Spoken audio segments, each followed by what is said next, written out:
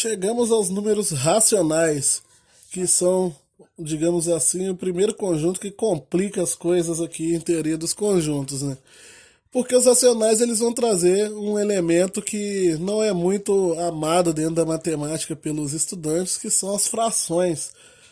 Ou seja, as frações elas não as pessoas não gostam muito delas porque elas têm uma maneira diferente de se operar, né? Elas não funcionam da maneira que as pessoas gostam, que seriam da forma intuitiva. A intuição costuma te atrapalhar em frações, assim como nos números inteiros ela já atrapalhava em alguns momentos. A intuição ela ajuda, gente, na matemática, ela serve para ajudar na matemática, mas ela não é a matemática. Por exemplo, se você usar a intuição para tentar entender a multiplicação de números negativos, já complicou tudo, porque a intuição não vai te ajudar em nada disso. Porque a intuição leva você a crer que os números negativos são dívidas. Como que você vai pegar uma dívida, multiplicar por outra e vai dar um lucro? Pegar menos 5 vezes menos 2 e dar 10 positivo. Então aqui nesse ponto é a hora que a matemática se separa da intuição e você tem que perceber isso e perceber que você tem que largar a intuição de lado e partir para a matemática. E isso acontece com as frações também. As pessoas tendem a querer levar a intuição, criam raiva das frações por causa disso, mas as frações elas são simples, elas têm regras bem simples para se trabalhar. Existe coisa muito mais complicada em matemática, sem regras específicas. É, com regras muito mais rebuscadas do que as frações. As frações elas têm uma ou duas regrinhas ali mais complicadas com relação à soma de frações, subtração de frações. Às vezes algumas pessoas se enrolam na multiplicação com a regra do cancelamento e tal, mas são coisas simples. Só você largar a intuição de lado e perceber que você está trabalhando com matemática, não é intuição. Então, quem são os números racionais? Como eu representaria esses números? Os racionais, representados pela letra Q de quociente, são todos os números x, tal que x é igual a uma fração, um número A dividido por um número B.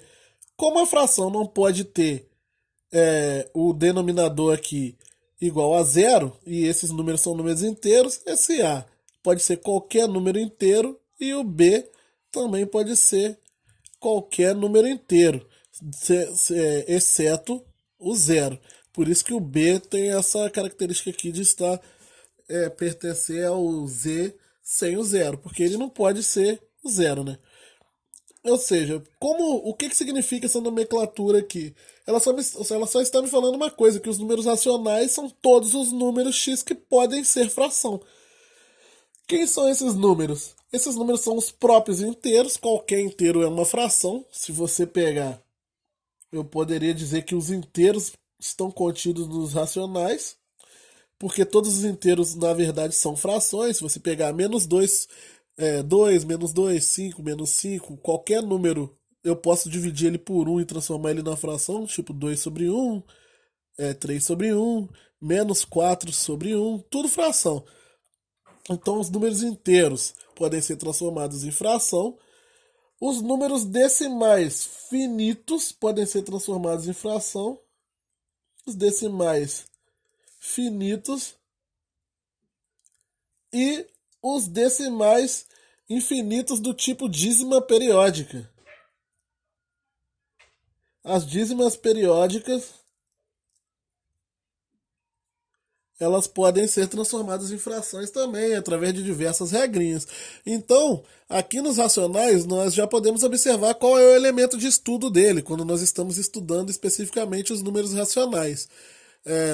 Nós vamos estudar as frações, todas as relações envolvendo frações, os problemas com frações, e vamos estudar também os números decimais, tanto os finitos quanto as dízimas periódicas. Esses serão os objetos de estudo dos números racionais.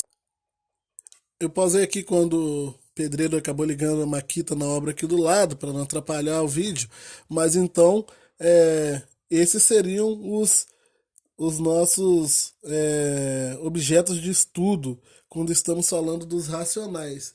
Isso quando eu estou falando para as questões numéricas dos racionais, porque tem também as questões envolvendo os próprios conjuntos, e aí isso não só para os racionais, tá? Tanto para isso, para qualquer conjunto. Nós temos uma parte onde nós estudamos o conjunto propriamente dito, a parte ali envolvendo operações de conjuntos, união, interseção, essas coisas, e tem a parte onde nós olhamos para os elementos daquele conjunto e começamos a estudar, voltamos a revisar e a estudar as interações entre esses elementos, operações, questões, igual eu falei lá nos números naturais de MMC, MDC, essas coisas são todas revisadas aqui dentro do estudo de conjuntos numéricos.